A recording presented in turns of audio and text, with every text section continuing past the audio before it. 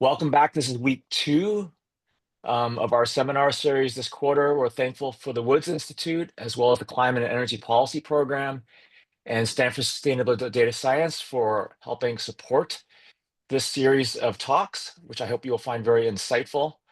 Today, we have a major friend of the program with us, Michael Wara. He is a lawyer and scholar who focuses on climate and energy policy.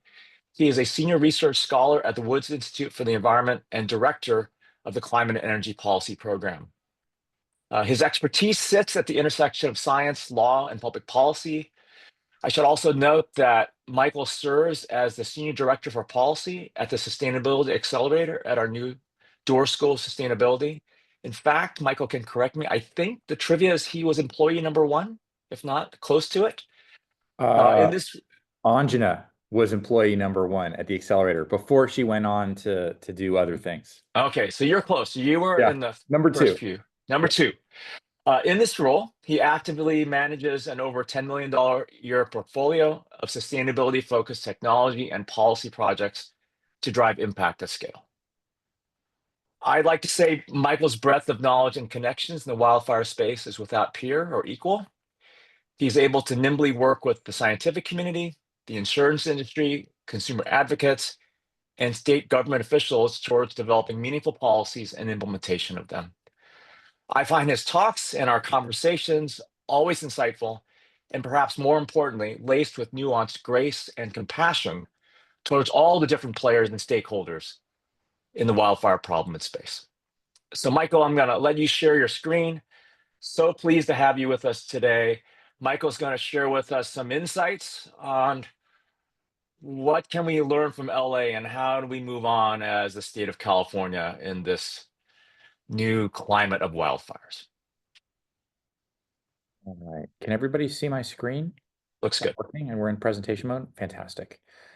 Derek, thank you for the kind introduction. That's like really humbling and I really appreciate, I always also appreciate our conversations and our interactions on this issue. And I just say the work you're doing to bring in the wildfire community to Stanford and to engage with them with students is incredibly valuable. So thank you. And I'm really excited that SEP could play a small role in supporting the continuation of the seminar as well. So I'm going to talk today about just share a perspective about where wildfire policy is after the LA wildfires. They have been obviously a major event in the policy conversation around wildfire, both in California, well, in LA, obviously, in California and in the United States. And they come after a time of a relatively quiet period for wildfire and given human nature and policymaking, the urgency of other policy priorities. I think wildfire's kind of been in a bit of a backwater for a couple of years, and now it's not anymore. So I'll talk a little bit about risk. I think it's really important, particularly in the context of LA, to talk about what problem we are trying to solve when we talk about wildfire. And I'll sort of spell that out a little bit. Also share some data that my team, some of whom are actually on this in the webinar or in the Zoom have put together on what happens if we don't manage risk. I think it's really important to understand the kind of do nothing scenario in this context. And then what can we do? What are the barriers to doing what we can do? If it was easy, we probably would have done it already. And then talk about policy responses to date and the gaps that are remaining. So, first thing to just point out is that this is a seasonal vapor pressure deficit across the West from a paper from a few years ago. The data is in color and models are in gray and black. And what you can see is that vapor pressure deficit has been on a gradual increasing trend since 1980. And why is that important? Well, for those of you who aren't, wildfire junkies like me, vapor pressure deficit is essentially the difference between the amount of water vapor the atmosphere can hold relative to what it is holding. So the deficit is the idea that there's less water vapor in the atmosphere than there could be. The larger the vapor pressure deficit, the more the thirstier essentially the atmosphere is, and the greater the tendency for fuels, both living and dead, to dry out and become more combustible. Um, I just threw on here a kind of rough trace through where the models, and I'll just say one thing to note is the models and the data are in pretty good agreement about what's going on. There's obviously it's a noisy data set because the West is a noisy place in terms of climate and weather. Um, the You can see peak fire seasons that jump out there, 2013 and 2019, where we had really, really busy, intense fire seasons that, or sorry, 2020, and where VPD, seasonal average VPD was quite high during the fire season. That resulted in significant fire activity. The reason I drew that line through the data is just to illustrate that because of the nonlinear relationship between temperature change and atmospheric water vapor, or the ability to hold water vapor in the atmosphere, right? It's a square of the temperature change. You get a large increase that means that by the mid 2030s, the worst fire seasons that we've experienced in the recent past are roughly the average, right? We're rapidly evolving toward a situation where the things that we take as exceptional become normal. If you talk to any firefighter who has, sort of multiple decades of experience, they agree, whether they believe in climate change or not, they accept the scientific evidence of climate change or not, they will agree that fighting fire today is different than fighting fire in 2000 or 1980, and that conditions today are much more extreme. And so, something is changing, and the change, for those of us who do accept science, it suggests that we need to be getting ready for what's coming, particularly when you think about the timescales necessary to take action at the scale necessary to impact the wildfire problem. So, what is the wildfire problem? It really depends on who you're talking to and who you ask. This is my favorite poster. Rebecca Miller found this a few years ago. She was a PhD student, Chris Fields, who did a lot of work on prescribed fire and found these early U.S. Forest Service posters. Before Smokey, Bambi was the spokesperson. And the point of Bambi was, and Smokey, of course, is to prevent forest fires by preventing ignitions, right? So what do we think we know about wildfire? What most people know is don't be careless with campfires. And some of us would suggest that, another problem is that we've been a little bit too good at putting out fire in mixed conifer forests across the Western United States. That's led to fuel accumulation, combined with the end of timber extraction as a major industry in the United States. We've seen accumulation of fuel that is in part leading to the explosive growth in fire intensity. But so far, we're talking about forests, places where Bambi and Thumper live, not where people live. And I think it's really important to make that distinction, particularly in the context of Los Angeles. This is a picture taken from space on the night of January 7th of Altadena burning. You can see in the upper right-hand corner the San Gabriel Mountains. There's essentially no fire in the San Gabriels. There is a lot of fire in Altadena. I mean, that is a terrifying image to think about. To me, I look at this image and 17 people died in that picture. I actually think that is a remarkable accomplishment to burn down 9,400 structures in a single night and lose only 17 people is remarkable. In addition, if you know Altadena, I didn't know Altadena before the fire, but I've been there and walked the ground with a number of insurance folks since then. And the streets, many of them in the streets in that image are like a lane and a half wide. They are not full 2-lane streets. They're definitely not wide enough to get a fire truck in and a car out.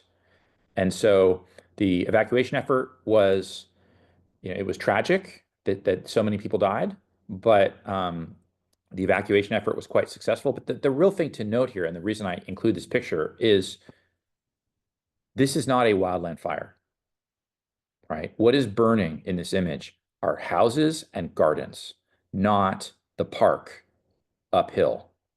The fire started below a transmission tower in Eaton Canyon. That's why it's called the Eaton Fire. But if you go to look at that transmission tower, it is about, I call it, it's less than a kilometer, maybe 500 meters from the edge of the built environment. And this is definitely an interface environment where there's a park. It's part of the Angeles National Forest, and the park goes right down to the first street, and you cross the street. Actually, you don't even have to cross the street. There are houses, a row of houses that begin the neighborhood at the edge of the Angeles. And so the fire was a wildland fire burning in Chaparral for a very short amount of time. It ignited multiple homes that then ignited other homes and gardens. And so if this is the kind of fire that we care about, and I think coming from LA, this is the kind of fire that we should be focused on emerging from the LA wildfire problem, then we need to be careful about solutions that are going to help Bambi. That are going to help the wildland fire context. I still think we need to pursue those solutions, and I'll talk about why as we get later in this talk, but they will not help prevent Altadena from burning down. They will not prevent Pacific Palisades, the other fire that occurred, which looks very similar from space, right? You had an ignition that was probably associated with a rekindling of a fireworks fire that had occurred a few days earlier on New Year's Eve. Kids probably set off fireworks up a trail from a neighborhood in Pacific Palisades. The fire was contained by LA County, and then it rekindled in the winds and very quickly burned downhill into built environment and burned built environment predominantly, not and gardens, not wildlands. This is a picture, an older picture from Paradise, right after the 2018 fires. This is the mobile home park in Paradise. And one thing you can see in this picture, I think is worth reflecting on, you've got a lot of foundations there, a lot of mobile homes destroyed. And then you have trees around the mobile homes. And the trees are alive. A lot of the conifers in Paradise did fine. They were not killed by the fire, and they may have lost some of their finer foliage, maybe their smaller branches, and they came right back. Some were killed, and there was definitely some salvage logging that had to occur. But these fires, the fires that we are experiencing that are causing property loss and loss of life over the last decade, are called wildfires in the media. But I think it's worth asking, whether we need a different name. The insurance industry refers to them as urban conflagrations. And we used to have a lot more historically in the United States, a lot more urban conflagration. In particular, the Great Chicago Fire of 1871 is kind of the most famous urban conflagration in U.S. history, but there were others, and we'll talk about them. The Baltimore Fire that occurred prior to Chicago, and then after Chicago, of course, the Great Earthquake and Fire of 1906 in San Francisco. And if it is an urban conflagration problem, or maybe a suburban conflagration problem that we are facing in the United States, that may require different solutions than if it is a wildland fire problem. I think we are experiencing both. And I just want to show one other picture to suggest that that is true. This is a picture of the Castle Fire aftermath in 2020. The Castle Fire killed approximately 25% of the living giant sequoias in the Sierra. It was a terrible fire from an ecosystem perspective. It burned super hot. The sequoias, because of fire exclusion, had a lot of trees growing within the sequoia groves that really didn't belong there, wouldn't have been there if there'd been low intensity fire in these groves over the last 100 years. And many of the big trees were killed. I don't want to live in a California that's like where the Sierra is like the Sierra Nevada brush field. Um, and I don't want my kids and their kids to live in that California. And so we have to address this problem as well, but it is a different problem. And I think that is really important to be clear about. And so we need horses for courses. We need solutions that are going to work in the Sierra and the mixed conifer forests to keep them there, keep them present, even as climate change shifts the ranges of different species and perhaps the elevation at which different species are happy. Um, we also need solutions. This is a picture from 1906 from Twin Peaks for this problem. This is, we need solutions for urban firestorms in the modern urban environment, or suburban environment. San Francisco, when it burned tomorrow, I guess how many years ago would that be? I can't do the math in my head. Um, when it burned on April 18th, um, was a wood stick construction city, right? Both of my great grandmothers lived in the Mission District. Both of their homes burned down, and their homes were made out of wood, just like suburban America is today, just like Altadena and Pacific Palisades and Paradise and Searsville and Louisville in the Marshall Fire context and Lahaina in the Hawaiian context. We need to figure out, and I should say, after this fire, after the Great Chicago Fire, the insurance industry said, we are not going to insure urban environments in the United States unless they are built differently, unless we come up with engineering solutions so that these places cannot burn. And they've done, and obviously our built environment in truly urban settings is very different than it was at the turn of the 20th century. And it is much less combustible. And so that's a real success. And it's a success that's allowed continued urbanization across the 20th century. Because without the access to insurance, and this is a point I'll come back to, there is no access to credit, right? You can't get banks to loan money to build buildings unless those buildings can be insured while the debt is being paid off. And so um, solving this urban conflagration problem, which was a huge problem in the United States around the turn of the 20th century, was essential to the urbanization of the United States, which was a huge kind of social transformation and source of wealth creation and opportunity for our citizens and residents. Um, and it was an engineering solution. So we need to be thinking in those terms as we look or at least I think it's relevant to think in those terms as we look at the rebuild in LA, and also as we think about how we and this, I think this is more important, how we prevent this from happening in places that have not yet burned. I gave an alumni talk in Pasadena a few weeks ago, and all the people from Pasadena and La Cañada Flint Ridge, which are the two communities on either side of Altadena, were at this talk and asking lots of questions and frankly terrified. And they should be, right? I mean, I would be terrified if a mile from my house, the entire neighborhood that looks just like my neighborhood, that's just up against the mountains, just like my neighborhood is, was gone. And they're wondering, what do we do, right? And we need to provide answers to that question and provide a path forward. So I just want to speak a little bit. I want to show a little bit of information, a little data that's our data, and then some or our analyses, and then some sort of visualizations of what's happening in the California insurance market right now. I think it's really important to understand we need to solve this problem not just for the people that live in the high risk areas, but for everybody. Or the California economy is in big trouble.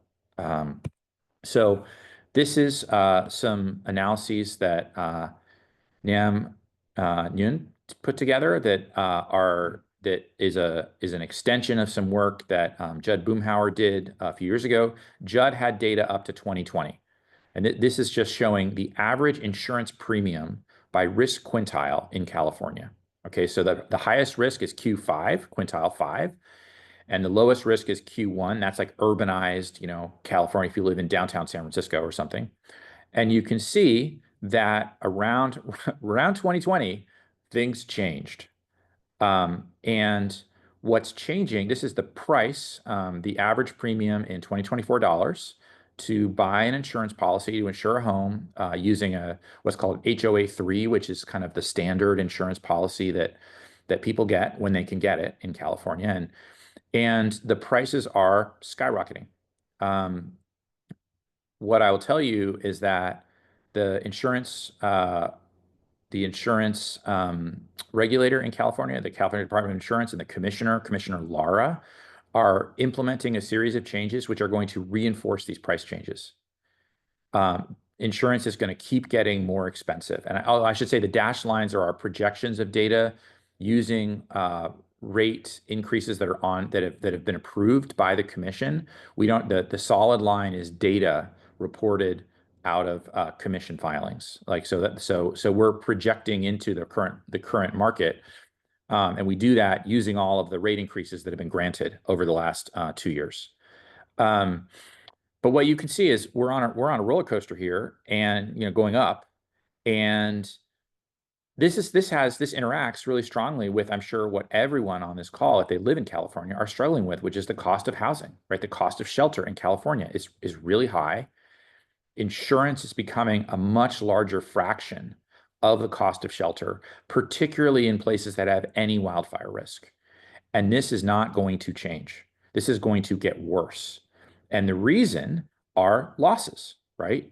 Premiums collected have to equal claims paid out. So if the claims get bigger, the premiums have to get bigger. And that's for a long time in California, the regulator did not allow the premiums to rise. And that's where that kink is in 2020, right? Before 2021, the regulator was stringently resisting any increases in premiums. You could call that price suppression. That's what the insurers call it. And what started to happen and has really accelerated is um, the insurers saying, if you can't allow us to charge enough for policies, then we're not going to sell policies. We're gonna withhold supply in the presence of a suppressed price.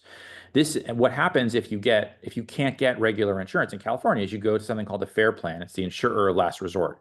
This is FAIR Plan policy data, sort of roughly concurrent with the tail end of that figure where the prices take off. And what you can see is that the number of policies has gone from 150,000 to 450,000 in roughly a 5-year period. Victoria Roach, the CEO of the FAIR Plan, said that last quarter was her best quarter or worst quarter, depending on how you look at it. More people applied for FAIR Plan coverage last quarter than ever have before. So this is not a situation that has stopped. It's continuing to get worse. A very large number of the people impacted by both the Eaton and the Pacific Palisades fire were FAIR Plan customers, and they were mostly underinsured. Um, because the other dynamic that's occurring is as the prices increase and regular people face a budget constraint, they can only spend so much money on their housing. They opt to buy less insurance. The lower limit on that underinsurance is whatever their bank will accept, right? The bank demands insurance as a condition of having a mortgage. But what the bank really cares about is if the house burns down, can you pay off the mortgage? They don't care whether you can rebuild or not. If you were to look on the Redfin or Zillow websites right now for sales in Altadena, what you'll see is there are about 70 lots for sale and about 50 have sold so far. Those are people who cannot afford to rebuild. They've taken their fire insurance and paid off their mortgage and are selling their lot, and they'll go somewhere else, right? This is not a good way for a state to operate. It is incredibly destabilizing to communities. And I'll just show you one last visualization. This is from Avery Bick and our group, that shows California FAIR Plan policies by zip code in 2024. And what you can see is, where this is really hurting people is in the foothills of California, right? In the Sierra and the foothills. There are other, concentrations. This is Northern California. There are other concentrations in the East Bay Hills, in Napa, Sonoma, Lake County, but the area between Grass Valley and Sonora in the Sierra foothills is really taking it on the chin. And so and that, the This problem is set to get worse. And even where people do have fair plan policies, often they are underinsured. I spoke to a classmate of mine from Stanford Law School who lost his fire in the Eaton fire. He had $1 million of fair plan coverage because it's what he could afford. He's a defense attorney down in LA and doesn't make, he's not a white collar defense attorney. He defends, criminals like or not the white collar kind, the kind that can't afford their own defense. And he he had a house in Altadena and now he doesn't. And he has $1 million insurance policy, which is not enough, not even close to enough to rebuild. And that is where a lot of these people in the Sierra as well are heading. I should say our group is working on this problem of underinsurance, as well as the problem of just who has insurance coverage. Another option for some people, especially seniors who paid off their mortgage, is just to forego insurance altogether and take their chances. And I've spoken with a number of people. Actually, there were a lot of seniors in the Palisades footprint, the kind of people who bought their home in Pacific Palisades in the 60s and 70s when it was still affordable to do so, and have continued to live there, and they didn't have insurance at all. And now they are, managing because it was just too expensive given their fixed income, their retirement fixed income. So this is a big challenge. Um, this is what happens. This problem is going to get a lot worse if we don't manage the risk. So what can we do? Well, I like to start with a success story or some, and what I'd say is we can do a lot. This is an image of the Caldor fire from 2021. This is one of two fires that year that burned clear from the west slope of the Sierra to the east slope of the Sierra over the divide. And that had never happened until 2021, and then happened twice in that year. The Caldor fire burned up the Highway 50 corridor towards South Lake Tahoe and over Echo Summit. And then it burned. You can see in this image, there's this strip. There's a vertical strip of land. The burn footprint is in the bottom. Lake Tahoe's in the top of the image. And there's kind of this vertical strip right through the burn. What is that? Well, that's a residential neighborhood called Christmas Valley. It's a beautiful place. It's a really pretty place to live. A lot of the folks, the locals in Tahoe live there. It's not a high income community. And the Caldor fire burned over Echo Summit with 30-foot flame lengths, ember cast of about a half a mile. It's downhill, a steep downhill from Echo Summit to Christmas Valley and Myers. Christmas Valley and Myers had had the fear of God put into them by a fire called the Angora Fire that occurred in the 2000s. And after that fire occurred, the entire community banded together and did everything they could to reduce fuels in the community. They voluntarily, most of the homes created space around the structures where there is no fuel. And they also prepared sort of community scale measures like fuel breaks along the edge of the community on both sides. And what happened was that meant that as the fire marched down the hill with 20-foot flame lengths, it got to the edge of Christmas Valley and the flame lengths dropped to 3 feet. Embers were landing in the community. So the firefighters were able to stage in the shaded fuel breaks and can stop the fire front from marching into Christmas Valley. And they were also able to station all through the community and just put out spot fires as embers landed because there was not enough fuel for those fires to really take off and become dangerous and initiate structure to structure ignition. So like this can work. We can do things. No structures were lost in Christmas Valley. This is another example of what success can look like. I mean, I don't know if I'd term this success, but at least at the structure level, this is the Miracle House of Lahaina. Miracle House of Lahaina is a regular old house in Lahaina built in the 1920s. It was a landmark historic structure. It had a termite problem. So the owners bagged the house, sprayed it for termites, and then this is like a Hawaiian thing I didn't know about, but apparently termites won't cross lava rock. It's like too sharp on their little appendages. So, or they don't like it. Maybe it's too dry. I don't know. They won't cross the lava rock. So the people put 5 feet of lava rock around the foundation. They also put a metal roof on the house, but the house just had a coat of paint on normal siding and lava rock at the foundation, a non-combustible zone in addition to a no termite zone, as it turned out. And you can see what happened to all of the structures along Front Street in that neighborhood, other than this house. And the reason this house survived is that lava rock.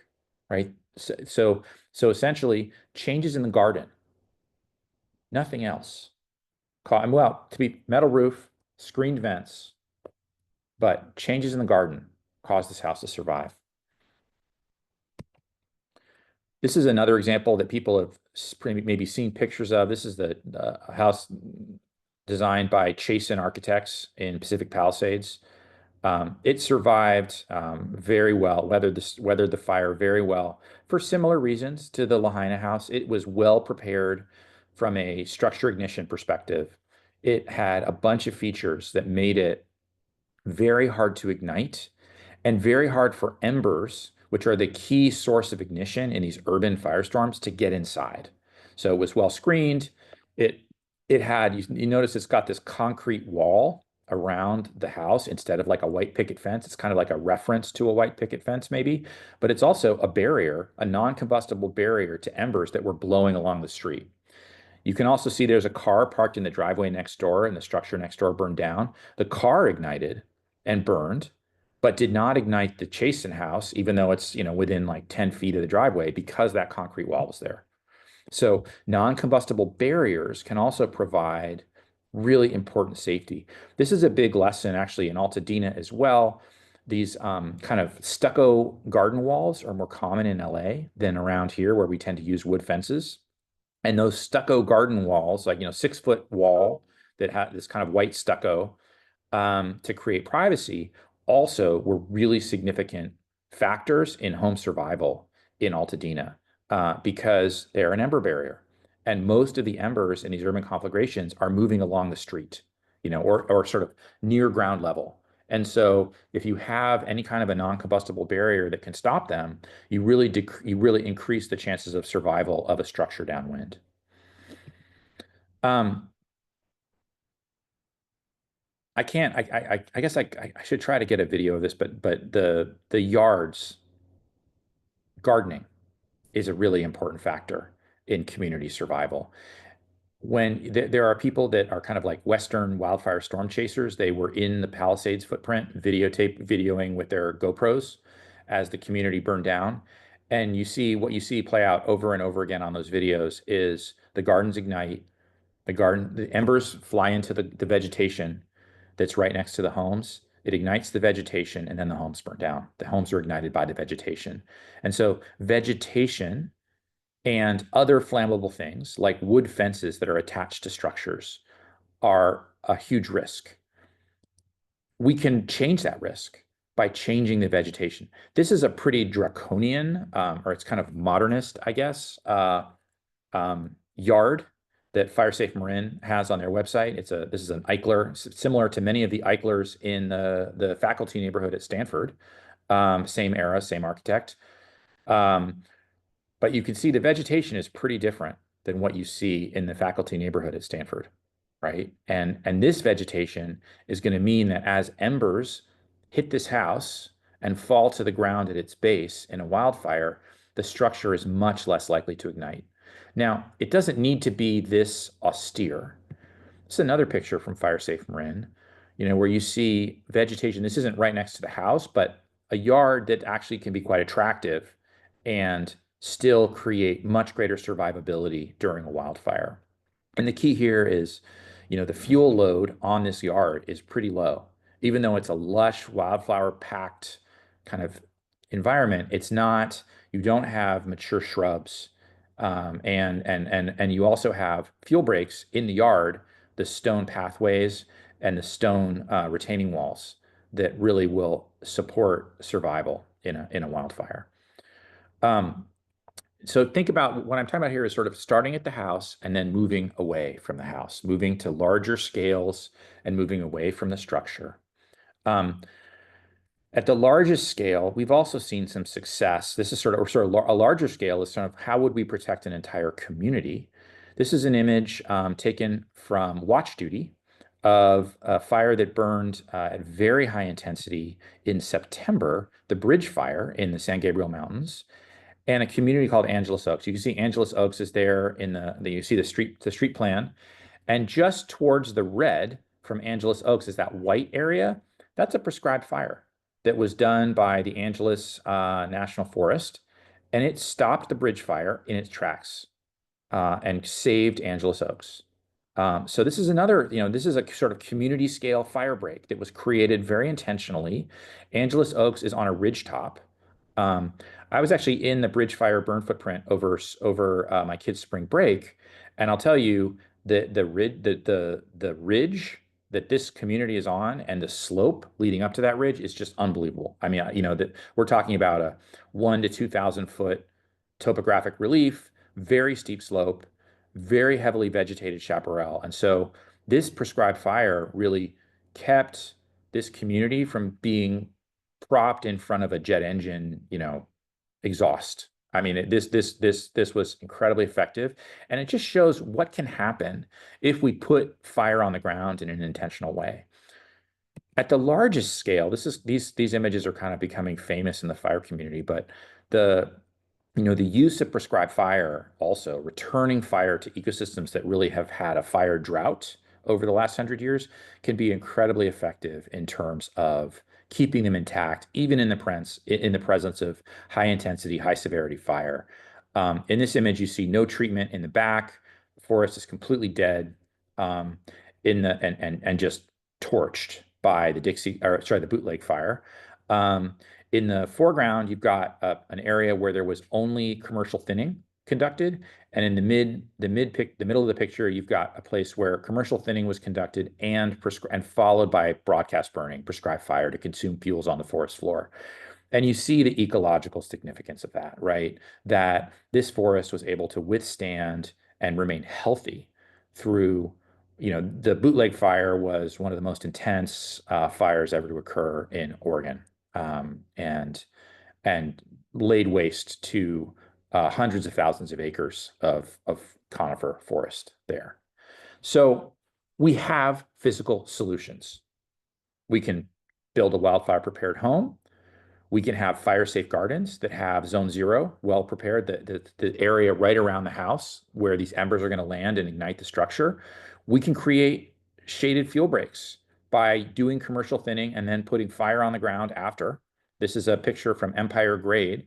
On the left, you can see where there was no fuel break, and on the right, the fuel break that stopped the lightning complex fires from burning into a neighborhood up on Empire Grade. And then we can do prescribed fire at scale to keep whole landscapes intact. We know what to do. The question is, how do we get the barriers out of the way to doing this? So what are the barriers? Well, I would argue that one of them is this lack of understanding about the issues, right? And part of that is confusing uh, wildland fire with urban conflagration, and part of it are confusions about the role of fire in ecosystems and fear. And the fear is stoked by the ad council, right? By the the organizations that have brands that are clear communicators about the wildfire problem. So we need to change that. I am heartened. I think there is change happening in California. We need to accelerate the change. This is a school field trip at a prescribed fire. And this is I want, just like when I was a kid in San Francisco, we had to build our like silly, like racist um, shoebox model of a mission. Like we everybody would have to build their little mission in their shoebox diorama and bring it to school and be like, oh, the missions were so great. Um, I think it would be great if every third grader in all of California got taken on a field trip to a prescribed fire so they could see what good fire looks like. And maybe they'd go and watch the burn in the fall and then come back in the springtime and see the beautiful like rebirth that happens after a fire. I'll tell you, the burn footprint on the bridge fire, I was in San Gabriel Canyon. The yucca had been torched and were all bursting back to life. It was a spectacular place to be. And I think if more people saw that, they could have a different understanding and relationship with wildland fire. And we need to create that urgently on the landscape scale. I'm going to show this picture of paradise again. I tried to get a clip of this. I need to talk to the producers of this movie, but paradise is a great example of the barriers at the community level to doing the home hardening and community scale, or not, home hardening and appropriate gardening that needs to occur. If you go watch a movie called Bring Your Own Brigade, there's a moment in the movie where the Paradise City Council is considering various requirements on the rebuild in Paradise. The CAL FIRE unit chief is there explaining what needs to happen so that we could avoid what happened there, the terrible loss of life and of structures. And the community leaders, the city council and the mayor and the vice mayor vote no on every single measure he is proposing because they would raise cost, they would limit choice, and the city council feels that they would get very large political pushback from implementing safety for their community. And the most unbelievable part about this is that the fire chief, the CAL FIRE unit chief is literally showing a movie of the ember cast on the street in Paradise at 9:45 in the morning, right? So it's pitch black. Millions of embers are flying through the air, blowing along the asphalt. It was a movie taken by a firefighter's phone while they were deployed in Paradise. And the city council turns all these measures down with that movie playing in front of them.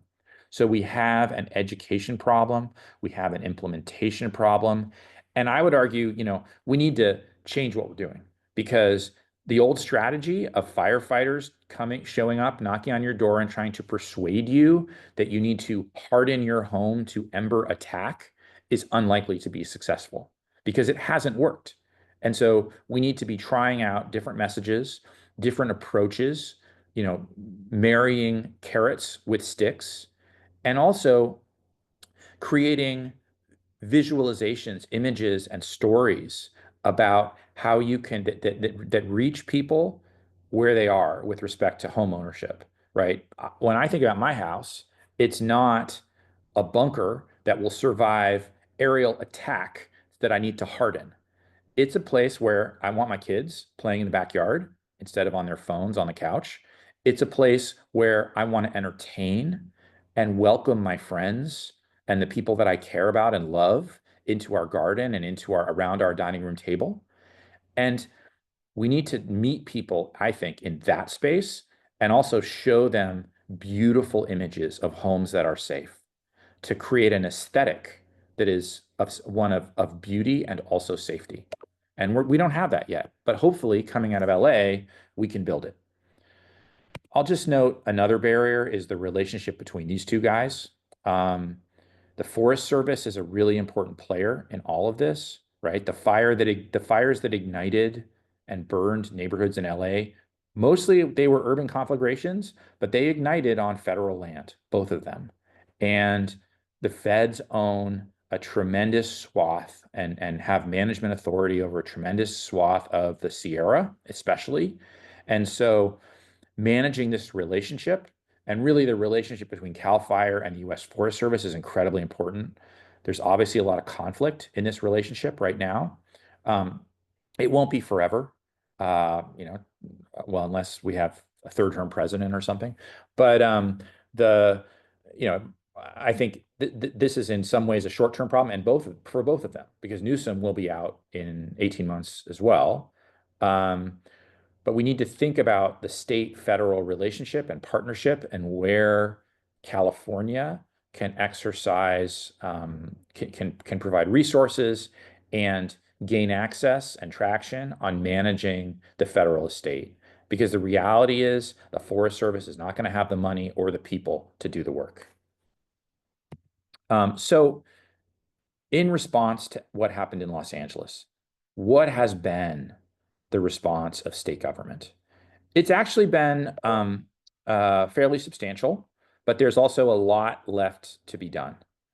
The first thing that occurred, which got people, pretty worried, I think, in the climate adaptation and sort of like wildfire community, but I think it's actually not as bad as people think, is that there was an emergency suspension of regulations to facilitate rebuilding. And many people read that and thought, oh my God, like, does that mean that they're just going to build the houses back just like they were without any of the modern building code and fire safety code? Answer is no. What it does mean is that homes that are within a mile of the coast won't have to go through coastal commission permitting to get rebuilt. But in the places where the Wildland Urban Interface Building Code applies, old homes that burn down and were absolutely not fire safe will have to be rebuilt using to the building code that will impose better fire safety regulations. And I think the so so so this is not such a big deal. Um, what is a big deal is that the governor, after a 2-year delay in implementation of the Zone Zero regulation, which is a change to defensible space regulations that will require essentially elimination of flammable material within 5 feet of structures if they are in a high wildfire threat area. He directed the Board of Forestry to get that regulation done by December 31st of this year. It's important. I'll talk a little bit about the limitations of that in a moment, but that's a major step forward. The regulation was supposed to be done by January 1st of 2023, and it had just been sitting there largely for political reasons because Newsom, like the City Council of Paradise, was very concerned about political pushback if that regulation were finalized. In addition, Governor Newsom has taken emergency action to exempt certain fuel reduction projects from state law. And what that really means is that if a prescribed fire or shaded fuel break project is ready to go, except that it hasn't finished CEQA process, it can be done without finishing that CEQA process or Coastal Act compliance. And there's the process for getting projects through environmental permitting is for these kinds of projects is very burdensome. But this isn't like a blank check because CNRA, the Natural Resources Agency, is going to have to approve any projects that make it through this process or that claim this exemption. The Resources Agency is going to have to say that's an okay project to do under the emergency exemption. In addition, there have been a large number of bills introduced in the legislature that do various kind of small things related to fire. But I'd say there isn't necessarily a comprehensive approach yet to respond to Los Angeles. So the gaps I would identify, if we think that preventing urban conflagration is important and that this problem is getting worse, and therefore we need to implement something like Zone Zero, removing the fuel around the structure, like that house in Lahaina. We need to think about how that's actually going to be implemented. The speed limit on 280 is 65 miles an hour, but I challenge you to find a single vehicle driving 65 miles an hour on 280, or maybe 5% of the cars do. And 95% of the cars are going 70, 75, 85, who knows? Defensible space regulations are a lot like that, but more so. Fire departments do not enforce them. They educate and try to persuade, but they do not enforce. And largely people are not persuaded and they do not comply. So we need, if we want to have fewer urban conflagrations, and the science is clear that the way we do that is by reducing the combustibility of homes, by managing gardens better. We need to have a program that's actually going to result in Zone Zero implementation rather than just having something written down in a regulation somewhere that no one follows. That is a major gap and a major challenge. At the same time, 2 out of the 4 fires in LA were probably either for sure or probably caused by electric transmission infrastructure. The Hearst fire, Edison has admitted, was caused by one of their transmission lines, and the Eaton fire, there's a very strong suspicion that the transmission line caused the fire. That's the fire that burned down Altadena. So I think there are important questions about the transmission infrastructure in California that this raises. The Eaton fire ignition site appears to have been under an idled transmission line that was constructed in the 1920s. So very old infrastructure. And it's at least worth reflecting on the fact that the Camp Fire, the fire that burned down Paradise, was a transmission line ignition. The Kincaid Fire, which was a fire that nearly burned down Healdsburg and Windsor in the wine country in 2019, was also a transmission line ignition, both from old infrastructure. And now we have these 2 fires in Southern California. that maybe we need to be thinking differently about our transmission infrastructure, particularly the very old components of the system. I was down in LA a couple weeks ago, like I said, in the bridge fire footprint, and driving down there, down the Grapevine and I-5. I'm looking around because I'm, an electric transmission nerd at this point, and just noticing how much of the infrastructure is pre-World War II in that area. And there's also a lot from like the early 70s. And then there's a few pieces of modern infrastructure. But they are the exception rather than the rule. And if we simply cannot tolerate failure of these transmission components during dangerous conditions, one approach is to try to inspect them a lot and make sure we spot any problems before the winds come. That's the approach we've been taking in California since the Camp Fire, but it may not be working, right? If we had two ignitions under dangerous conditions in LA, one of which caused probably a $30 billion loss, it might be worth taking a different approach, at least where we have old infrastructure in high fire risk areas near where people live. Another kind of key policy gap that the state of California is taking a much more serious look at after the fires are the unresolved tensions between air quality and prescribed fire. Prescribed fire causes smoke. It's an intentional act, and therefore it counts as air pollution that is regulated under the Clean Air Act. And that's creating all kinds of challenges as we try to scale the amount of the beneficial fire we are applying to landscapes across California, because California has plenty of air quality problems without wildfire. Finally, and I think this is really important as well, is how we develop and if we develop a fire risk mitigation workforce. I was recently on a tour of the Marin Municipal Water District approach to fuels management with the head of the district. And he told me that, the key limiter for them for doing more prescribed fire is just having skilled and trained burn bosses. There is one burn boss for all of Marin County. So that person can only do so much. He has to be at the site of every prescribed fire that occurs on public land in Marin County, or it can't happen. We need 10 of those people in every county that has fire risk so that we can really start to put fire on the ground at scale. I'll just close by noting that we need to get moving now. All of this takes time. All of this is going to take a decade. And in a decade, we are not going to have the fire risk we have now. It's going to be a lot worse. With that, I'm happy to take a few questions. Michael, thank you so much for just a very sobering, somewhat hopeful talk. That's why I would summarize it. So I think we have a lot of questions. So I'm gonna, I think, just try to go through the hands here. And Michael, let's tell me when he has to leave. I know we say we're done at 1:30, but we'll see how we go here. So actually, do I see hands here? I thought I had people asked questions in the chat. Kay, do you want to speak up? I know you had a question a while back. Do you want to go?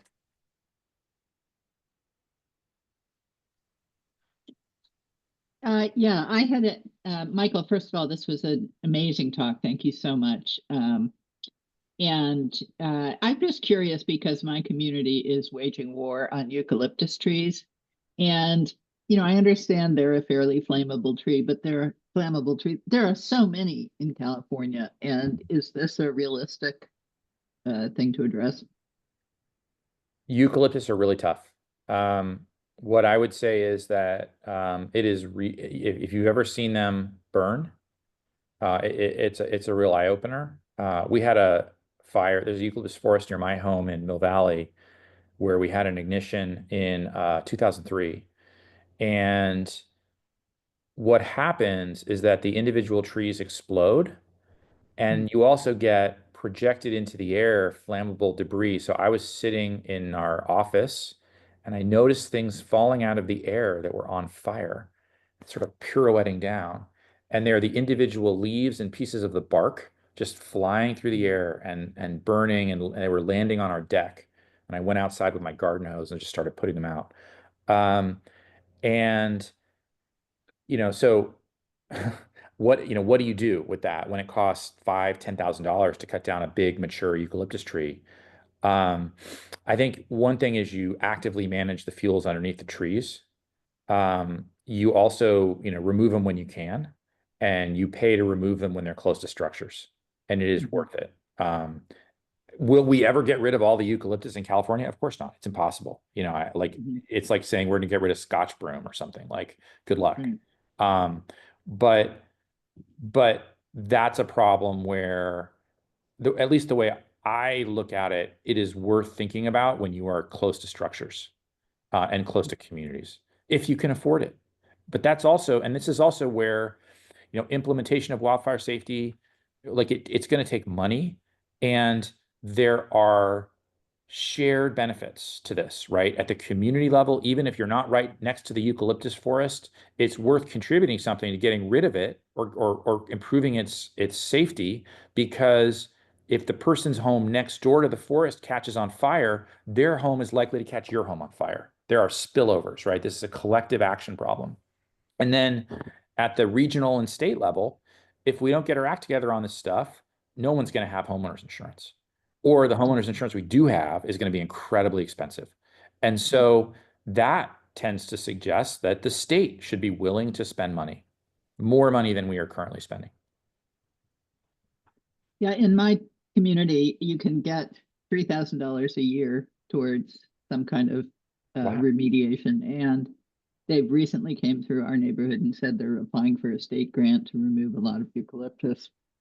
So at least that, in this town, they're on it. That's remarkable. That's great to hear. Yeah.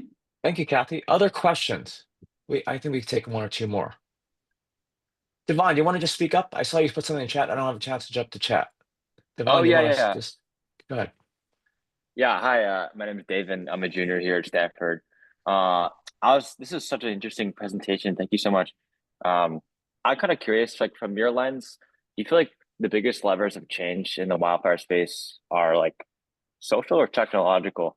Because I feel like I've heard some people I've talked to, and they express the opinion that like it's kind of hard in some ways to apply like the Silicon Valley like tech lens to some of the wildfire space for like big impact. And that like similar to what you said, there's a lot of impact to be made in like the messaging and like social and policy space. So I'm just kind of curious, like your thoughts around that. Well, I think there's a lot of innovation happening in the wildfire space, like just because the big changes. So I would tend to agree with that perspective, that the biggest changes we need are social and policy, not technology. But that doesn't mean that there are not a lot of interesting opportunities to apply technology in a new and smart way to the wildfire space, right? It doesn't mean that there aren't lots of businesses that could be created and are being created that will create value using technology, applying technology, increasing the productivity of firefighters, increasing the productivity of prescribed fire practitioners. And so I think, yeah, that it's a both and is what I would say. Thanks for the question. Kay, you want to speak your question? I can read off chat if you want, but it'd be great if you can give it to Michael.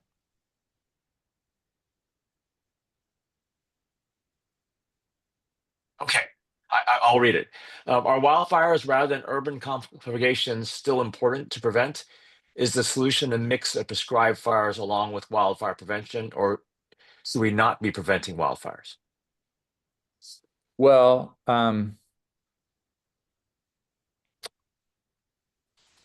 this is a complicated question. I think that one answer is we just want to prevent urban conflagrations, full stop. That is something that we cannot tolerate as a society, and we should not tolerate.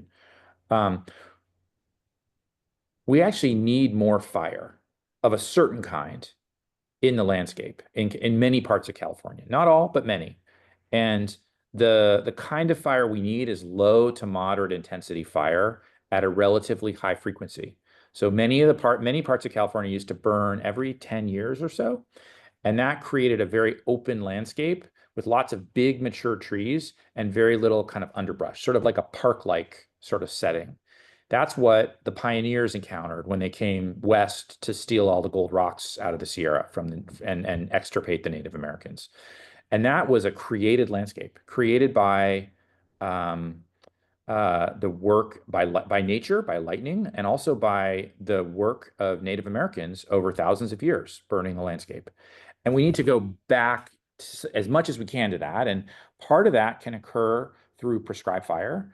But if we're being honest, the largest amount of like low to moderate intensity fire that occurs in wildfires, and often intentionally, right? Where firefighters will back off and then burn at night to create a backburn toward the approaching wildfire that can have really beneficial environmental effects.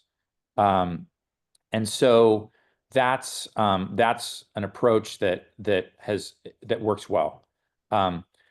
And a lot of acres get done in certain places where that kind of thing is possible without threatening resources, and where there's kind of consensus that it should occur. Far northern California is a place where there have been a number of in the Six Rivers National Forest in particular, where there have been some really interesting management. There's really interesting management of fire to create these beneficial landscape scale effects during wildfires. So yeah, you can think of it as kind of like prescribed fire on an emergency basis, where you don't have to do any permits because it's an emergency. And the nice thing about it too is that so I guess moving to an all suppression framework for wildfire is not a good idea. And the reason is, that we're really good at putting out low intensity and moderate intensity fires. Like the Forest Service can do that all day long. CAL FIRE can do that in their sleep. I see David Shu is on this call. He is someone who is a senior person at CAL FIRE. Firefighters are great at controlling those kinds of fires, but it's the 1% of fires that are not moderate intensity, that are very high intensity, that occur under conditions where fire suppression is likely to be ineffective, where aircraft cannot fly because it's too windy. And even if they can fly, their retardant that they might drop will never touch the ground because of the wind. Those are the fires we really want to prevent. And the only way to really prevent those is by doing the work ahead of time. It's not fire suppression. We won't be able to control that. Speaking of which, David Shu is raising his hand. So let's see what he wants to inject here.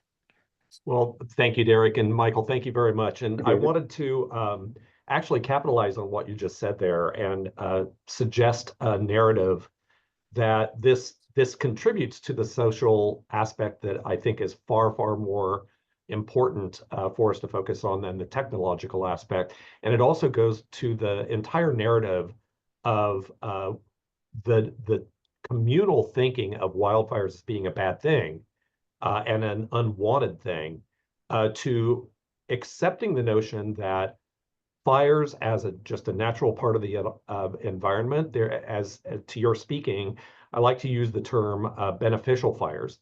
That when fires start, we need to start thinking about the fact that many of those fires could be, instead of looking at, well, we need to put it out, put it out, put it out, we need to consider it to be what can be the benefit of this fire to not put it out and utilize it in the manner that you just spoke to, in a low intensity, beneficial way.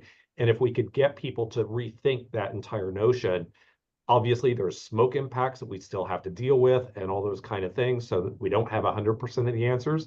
But I think the entire narrative needs to change, with the public looking at fire as not an enemy, not something that we need to fight, but somehow it's a benefit to us, our culture, and our communities to help prevent the urban conflagrations that you've been speaking to. So I just wanted to kind of add that comment. That's a great, well said, David. And I would just say that's where I think the third grade field trips come in. There you go. We need to be sending every class of kids out to see what beneficial fire looks like, and also what the beauty of the after, right? Yes, it is so beautiful to walk a prescribed fire footprint. The best place to go in the spring is someplace that burned, because the wildfire or the wildflower impact is just amazing. So it's really quite beautiful. Thank you. Well, thanks for the comments and questions. I'm sorry, we are well over time. I know Michael has to teach a class, so I will let him depart. Thank you for everyone's attention. And I really think this is really a great launching pad for next week's talk. So if you've just joined this seminar series, Same link next week. We're going to be talking about the neurobiology and social aspects of wildfire. Why are people prone to action or inaction? So I hope you join us next week for a great talk on that, as well as the rest of our series. Thanks again to Michael. Thank you for everyone's attention, and we'll see you again next week.